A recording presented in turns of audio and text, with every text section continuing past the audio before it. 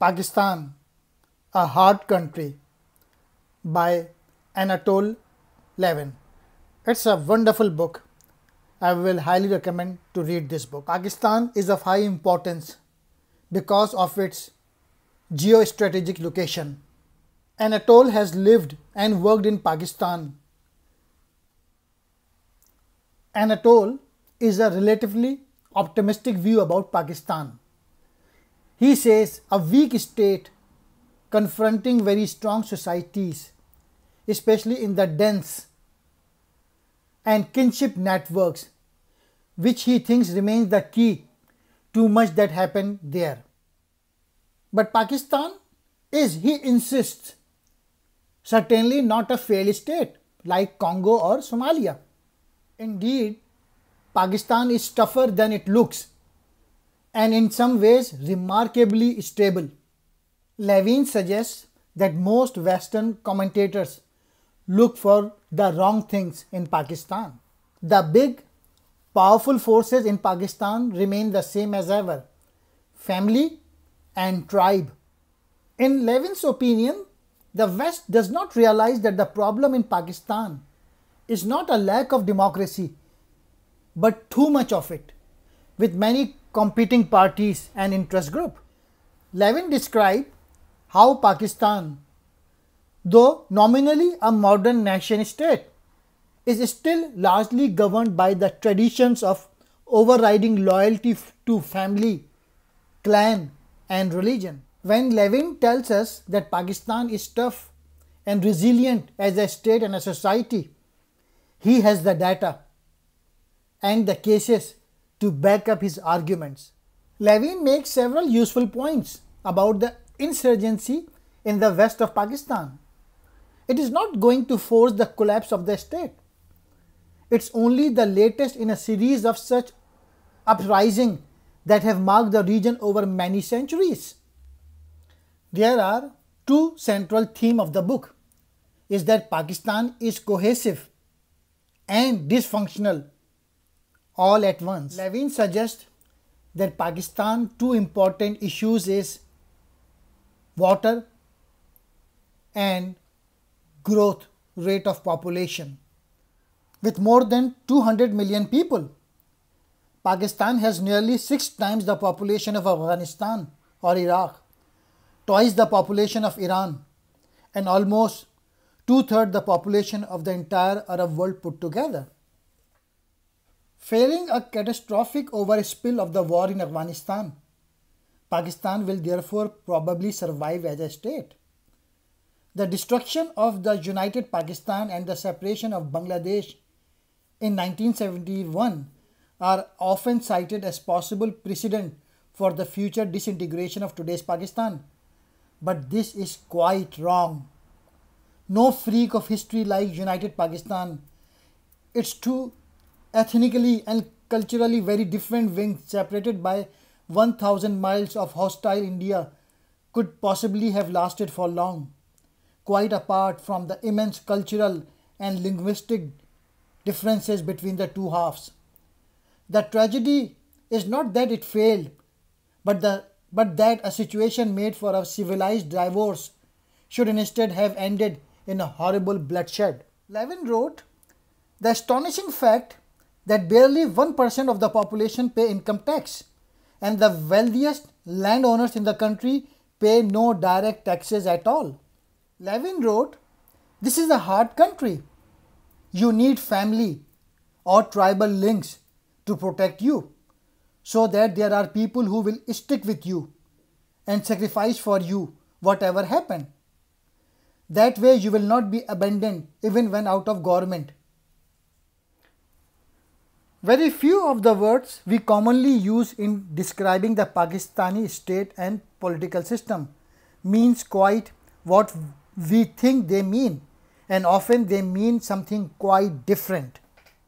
Since 1947, Pakistan's growth rate has been substantially higher than India's. Pakistan would be far more developed and prosperous state today but for the economic disaster of Zulfikar Ali Bhutto nationalization program of the 1970s, which led to a steep drop in growth. The Pakistani Muslim thinks of himself as heir to the Muslim empire, descendant from a race of conquerors and rulers. In the December 1970 national elections, the Awami League won 160 out of 162 seats in East Pakistan and an absolutely majority in the National Parliament. The PPP won 81 seats out of 138 in West Pakistan. Mujib therefore demanded the right to form the national government with confederation. This was acceptable neither to Yahya Khan and the army, nor to the Punjabi elites, nor to Bhutto, who demanded an equal share in government on the basis of his party's majority in West Pakistan. Ayub Khan, Ziaul Haq and Musharraf, all in their different ways, tried to bring about radical changes in Pakistan. All were defeated by the weakness of Pakistani state and the tremendous undertow of local kinship networks, power structures and religious traditions. Due to the premature death of Jinnah and his Prime Minister Liaquat Ali Khan, without them the Muslim League quickly disintegrated.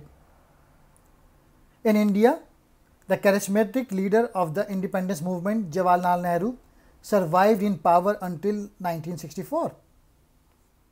Even had Jinnah lived, however, it is questionable whether the Muslim League could have continued to succeed politically as the Congress did. The League had its origin, its heart, and by far the greatest part of its support in the north of what was now India. Until shortly before independence, Punjab and Sindh were ruled by local parties, dominated by great landowners in alliance with their Hindu and Sikh equivalent. The leaders of the new Pakistani state and army were accurately aware of the thinness of loyalty to the new state across most of its territory, and this too helped create the mentality of a national security state, distrustful of its own people, heavily reliant on the intelligence service and dependent ultimately on the army to hold the country together. Both Ayub and Musharraf left office when the other generals decided it was time for them to go. The difference between the Ayub and the Musharraf is in the field of economic policy, and was perhaps a matter of Western influence as much as bad judgment on the part of Musharraf and his economic team.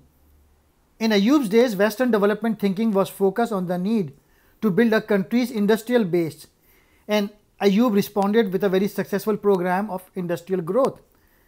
By Musharraf's time, however, the Washington consensus and the capitalist that followed the fall of communism had shifted Western attitude to a blind faith in market liberalization and an increase in mass consumption. So while Musharraf's economic boom did lead to real growth in the economy and a real rise in state revenues, it was also much more shallow than growth under Ayub and left a much smaller legacy. Bhutto's nationalization was economically disastrous. The move led to a flood of capital flight from Pakistan and a drastic fall in private investment. By 1974 to 77, average economic growth per year had plunged to 2.7%, less than the annual growth of population. This compared to average annual growth of 6.8% of 1965 to 69 under Ayub Khan. Overall, Bhutto's economic strategy was therefore a disaster, from which it took Pakistan an entire generation to recover. Bhutto set up the Federal Security Force (FSF), staffed by PPP loyalists drawn from the most thuggish elements of the police and military, and by doing so, he can be said to have signed his own death warrant. It was, however, strong enough to raise hatred of Bhutto in section of the elite to a degree not seen of any Pakistani ruler before or since. Lieven wrote, "Zia changed a lot less than people think. After all, as far as ordinary people are concerned, this was already a very conservative society, and he did not make it more so. This was part 1. In part 2, Lieven wrote about the structure of Pakistan, the justice system, the religion, the military, and the politics. In part 3, Lieven wrote about 4 provinces: Punjab, Sindh, Balochistan, and Pathan, and he did a masterly job in explaining all these things. In Lieven's view, Pakistan has 2 major problems: water issue and second, population growth. Population will be 350 million by 2050.